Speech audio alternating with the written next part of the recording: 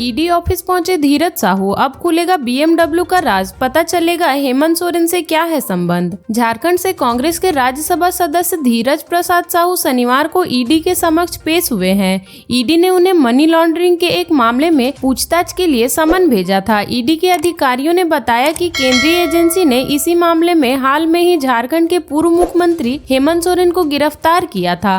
धीरज साहू सुबह करीब 11 बजे ईडी ऑफिस पहुंचे। अधिकारियों ने बताया कि ईडी धीरज साहू से हेमंत सोरेन के साथ उसके कथित संबंधों और पिछले महीने झारखंड मुक्ति मोर्चा के नेता के दिल्ली स्थित आवास पर तलाशी के दौरान जब्त की गई एक लग्जरी कार के संबंध में पूछताछ कर उनका बयान दर्ज कराना चाहती है। कहा जा रहा है कि ईडी धीरज साहू और हेमंत सोरेन को आमने सामने बैठाकर पूछताछ कर सकती है। अधिकारियों के अनुसार ईडी अधिकारियों को साउथ दिल्ली में झारखंड सरकार के पट्टे पर लिए गए आवास में लग्जरी कार BMW SUV की चाबी और तलाशी पूरी करने के बाद वे उस कार को अपने साथ ले गए। इस कार की चर्चा मीडिया में काफी हुई थी।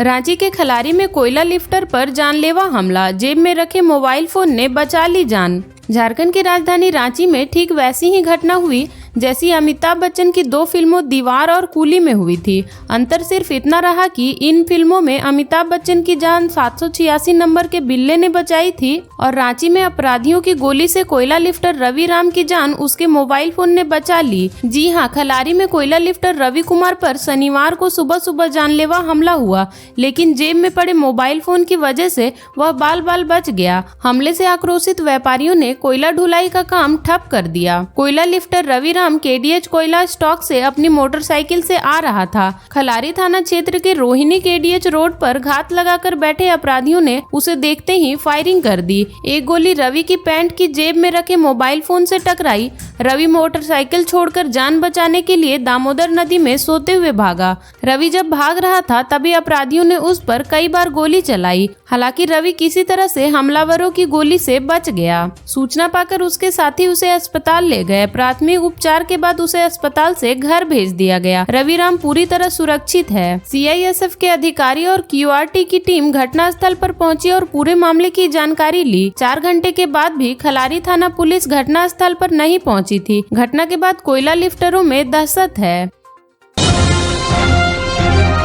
झरिया में सड़क दुर्घटना में नाबालिग की मौत के बाद बवाल, 200 वाहनों के शीशे तोड़े, पुलिस प्रेस को खदेड़ा। धनबाद जिले में एक नाबालिग की सड़क दुर्घटना में मौत के बाद हंगामा हो गया। आक्रोशित ने भीड़ जमा कर 150 से अधिक वाहनों में तोड़फोड़ कर दी। भीड़ ने टायर जलाकर रोड को जाम कर दिया। पुलिस और पत्रकारों को भी नहीं बख्शा। पत्रकारों को फोटोग्राफी करने से रोका जा रहा है। अगर कोई मोबाइल से फोटो लेने की कोशिश कर रहा है तो उसे भी पीट दे रहे हैं। दुर्घटना झरिया के सिंह नगर में हुई है। स्थिति को नियंत्रित करने के लिए पहुंची पुलिस को भी लोगों ने खदेड़ दिया। झरिया कतरास मोड़ केंदुआ मुख्य मार्ग सिंह नगर बस्ती के समीप शनिवार को सुबह करीब 8:30 बजे ट्रक की चपेट में आने से वरुण कुमार की मौत हो गई। वह मैट्रिक का छात्र था। दुर्घटना के बाद ट्रक चालक वाहन लेकर फरार हो गया। स्थानीय लोगों ने पीछा कर घटना स्थल से करीब 400 मीटर की दूरी पर ट्रक को पकड़ा। चालक ट्रक छोड़कर भाग गया। दुर्घटना से आक्रोशित स्थानीय लोगों ने सड़क किनारे करीब 2 दर्जन गैरेज में खड़े 200 ट्रक एवं हाईवे में तोड़फोड़ की। सुबह सुबह हुई इस घटना से आसपास के लोग आक्रोशित हो उठे। लोगों का कहना था कि वर्षों से हम इस रास्ते से कोयला ढोने वाले वाहनों की नहीं चलाने की मांग कर रहे हैं, लेकिन लोगों की मांग पर ध्यान नहीं दिया जा रहा है। जिला प्रशासन एवं BCCL प्रबंधन दोनों के कान पर जू नहीं रेंग रही। लोगों ने कहा कि कई घटनाओं में लोगों की मौत होने के बाद भी प्रशासन इसकी ओर ध्यान नहीं दे रहा।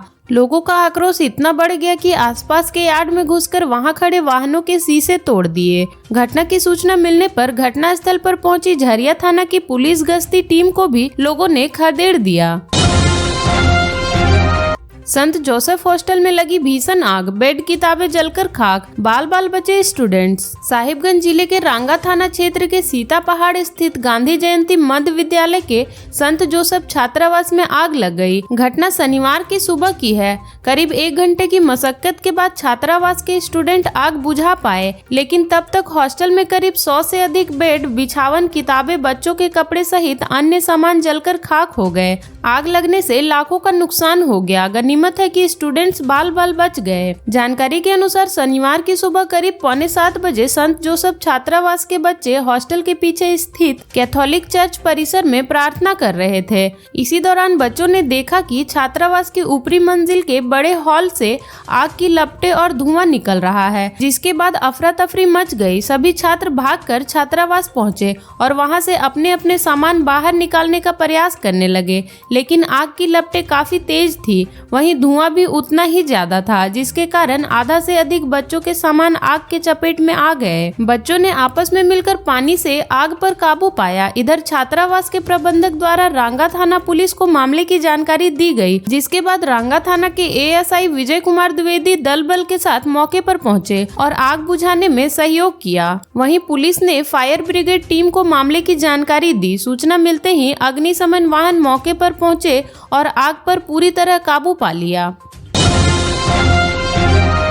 चंपाई सोरेन ने दी 456.6 करोड़ की पलामू पाइपलाइन सिंचाई योजना की सौगात, बोले आदर्श झारखंड बनाएंगे। झारखंड के मुख्यमंत्री चंपाई सोरेन ने शनिवार को लगभग हर साल सुखाड़ झेलने वाले पलामू जिले को पलामू पाइपलाइन सिंचाई योजना की सौगात दी। 456.6 करोड़ रुपए की सिंचाई योजना का शिलान्यास करने के बाद चंपाई सोरेन ने ऐलान किया कि झारखंड को आदर्श झारखंड बनाएंगे, शहर और गाँव की दूरी मिटा देंगे। वर्ष 2027 तक झारखंड में सबके पास अपना मकान होगा। उन्होंने झारखंड मुक्ति मोर्चा के कार्यकारी अध्यक्ष और सूबे के पूर्व मुख्यमंत्री हेमंत सोरेन की उपलब्धियां और उनकी दूरदर्शिता के बारे में भी बात की। मुख्यमंत्री चंपाई सोरेन ने कहा कि 1.5-2 साल में पलामू पाइपलाइन सिंचाई योजना पूरी हो जाएगी। इसके बाद पलामू के खेतों को 12 महीने तक पानी मिलने लगेगा। इसके साथ ही पलामू में सुखाड़ की समस्या खत्म हो जाएगी। हमारी सरकार पलामू के हर खेत तक पाइपलाइन से पानी पहुंचाएगी। इसके बाद पलामू भी हरा भरा रहेगा। पलामू के किसानों को कभी सुखाड़ की समस्या नहीं झेलनी पड़ेगी। हेमंत सोरेन की जगह मुख्यमंत्री की कमान संभालने वाले चंपाई सोरेन ने कहा कि पूर्व मुख्यमंत्री और झारखंड के युवा सम्राट हेमंत सोरेन ने